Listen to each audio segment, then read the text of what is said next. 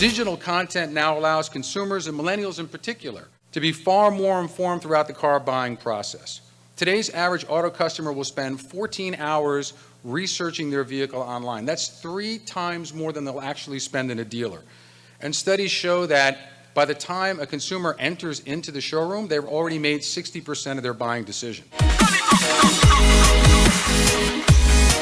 Attachment was a far, far better predictor of some of the behaviors we're trying to get from our consumers the most. To give you some examples, we think about things like willingness to pay a premium price for a brand. Attachment, in study after study, was a much better predictor of someone's willingness to pay a premium and to even maybe feel justified in paying that premium price. Some research that right now Debbie and CW are continuing to work on is looking at what happens when a brand is under attack. Again, attachment was a better predictor than satisfaction or attitudes at being able to peg the audiences that would stand by you when things got rough. And of course, for many of you in the audience, because I'm sure you're using the Net Promoter Score, attachment is a much more correlated and better predictor of how much someone will be willing to recommend your brand to somebody else, even voluntarily put it out there. So this became a very important piece of data, and when we started up Brand Studio, we made it a part of our practice, really with the hopes that we could take it back to the client teams and know that there would be some value in it that we could use for driving creative development, but also knowing that it would be something that we could show statistically was a better metric, and not something that would replace existing brand health metrics, but to complement them and give us a better sense of where the brand really stands. We start looking at 3 different kinds of brand-specific attributes. We're looking at functional attributes, so this will get down to how the brand solves a problem for you. There are a series of attributes that are driven on more emotional, sensory drivers, so these get into everything from the touch and feel to the emotions that you experience as a result of interacting with some part of the brand experience. And lastly, it's probably the most important one that we find in many of our studies. It's what we call the enrichment drivers, and these are the things that get back to symbolic value. These get back to your values, your beliefs, your aspirations, how much the brand is activating those. I often say that, in each of our heads, there's a life movie, that it's who we want to become. And when these brands are really striking those enrichment drivers, what they're doing is making that movie seem more real. The brand is having a place in your life that's kind of validating what you actually aspire to do or to become. Very, very complicated luxury car market now, certainly an awful lot of competition. We covered much of that. Projecting out 5-10 years, assuming that the quality of just mainstream cars continues to go up across styling, performance, quality, etc. What headroom does the luxury car market have in the next 5 years? Where do you see it having to go to sustain itself as an aspirational product? I do believe that because of all the cars and the lines that we have, not just Lexus, but Audi and Mercedes, is that we're going to continue to take market share from the mid-range, even in tougher times. I think we're going to continue to grow. I mean, I just think that with the quality, it's going to make everybody else better, which it already has with all the recall stuff that's gone on in the past. The level of cars out there is just amazing. Everybody's been around looking, and it's going to continue to up the ante. Smaller cars, faster cars, better fuel, better gas mileage cars are coming. I think there's always going to be a luxury market, but there's always going to be that aspirational layer. There's always going to be that top component of what the market is. The top 10% of vehicles have X floor for MSRP values, and being able to identify as we kind of move into what are mass market vehicles, it's there are luxury, quote unquote luxury cars that exist in the mass market space.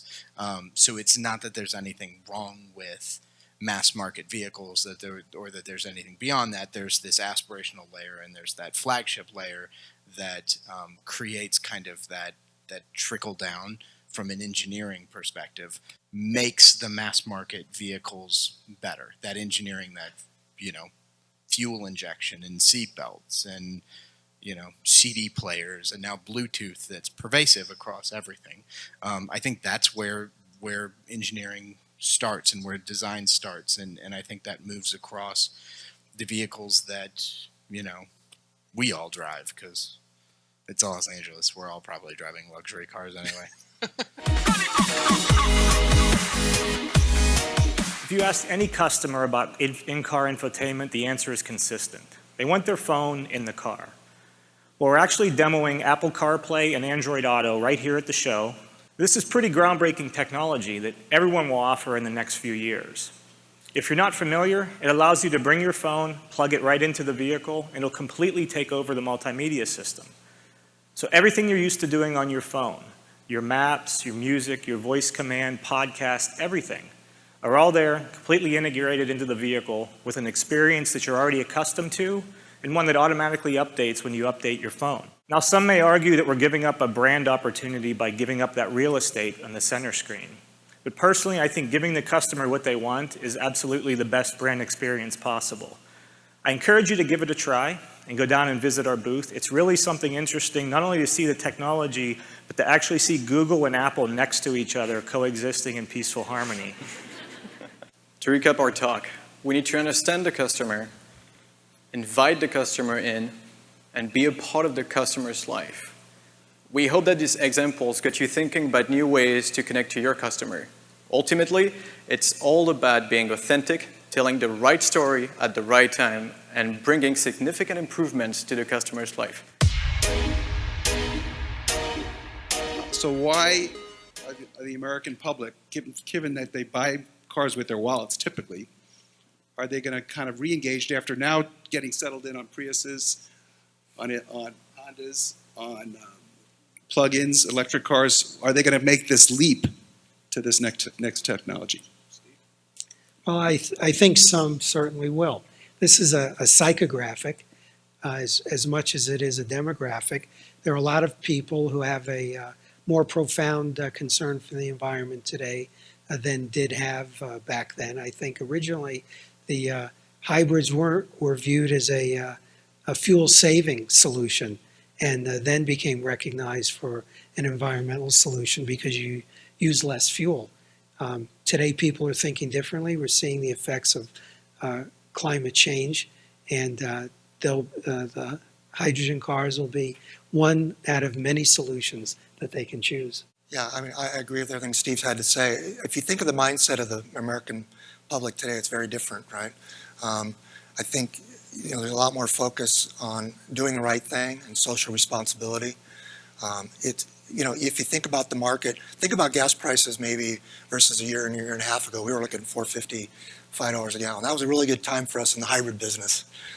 But here we are, as Steve mentioned, $3 a gallon, in some markets less than $3 a gallon, and no big increases coming. But I think generally speaking, the public has a much higher level of awareness in doing the right thing for the environment, socially responsible. And I think a big part of these technologies as we launch them is there won't be a compromise for the customers. Now we have the chicken and egg of the infrastructure and the fueling stations, but think about it, 300 miles on a tank, 3 to 5 minutes to refill and zero emissions.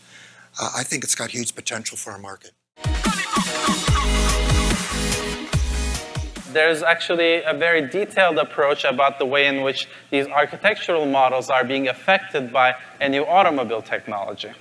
So this relationship is very hybrid and very direct. And it creates a lot of opportunities about how we can think about the interior of the car, the exterior of the car, the space that it occupies, and the influence that it has in the city.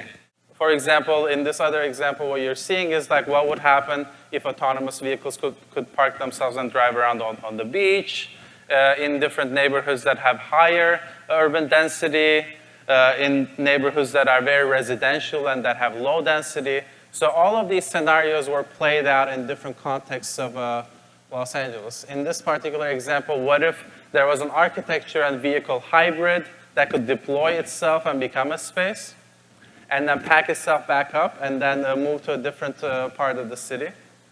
What if certain infrastructure like bridges could become occupiable, and they were actually charging stations? The idea is that the notion of charging is very variable, and we don't know which technology is going to be dominant. So as designers and architects, our intention is to be able to respond to this multiplicity of scenarios and be able to provide solutions and also measure the impact of what these technologies are going to do for the city of Los Angeles and beyond. What if the digital billboards knew when you were driving by knew what the status was of your lease, knew what your shopping interests were, and started sending you personalized messages because you were driving by them. Again, not very hard to imagine because most of the technology already exists. Probably the biggest problem of this one is that there's not a lot of coverage. It's almost like these charging networks we were just hearing about. You have to build a lot of these because there's plenty of these digital billboards in big cities, but not too many in the middle of Wyoming. So that's another way that this could manifest in terms of a technology that delivers targeted messages. It's probably more impactful than an audio message coming out of the radio, and hopefully not as distracting as heads-up displays or other things that are going on right inside the car with you. You can choose to look at the billboard or not. Don't forget too that we're always talking about this autonomous vehicle that's coming. And once that happens, all the distraction issues go away. If you're in a car that's driving itself and you've signed up for certain messaging that you find interesting, now you're being driven to a shopping center, and on your way there's a restaurant you're driving by that they happen to know you like, and now they're sending you food specials that if you come in the next 30 minutes, you can get a special for food. These are the kind of things that we're going to see at some point, probably in the not too distant future.